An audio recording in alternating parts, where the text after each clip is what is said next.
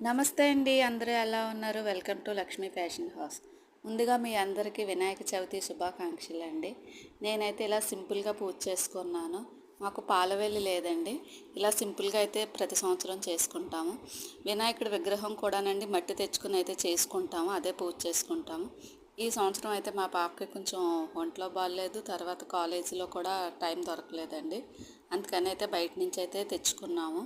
తెచ్చుకుని నిమజ్జనం కూడానండి ఇంక మరి నేనైతే ప్రతి సంవత్సరం ఇలానే చేసుకుంటానన్నమాట. కుండీ కొని తెచ్చుకొని బీచ్లోకి పట్టుకుని వెళ్ళొచ్చు, కానీ ఆ బీచ్లో కూడా పూర్తిగా అది వెళ్ళదు, మనం లోపలికి వెళ్ళలేము. ఇది పెట్టిన పువ్వులు పత్రి అదన్నీ కూడా చెత్తలో పడేస్తారు కదండి. అలా కాళ్ళతో తొక్కే కానీ ఇది చాలా బెస్ట్ అనిపిస్తుంది నాకు. అందుకని ఇలా చేసుకుంటానండి.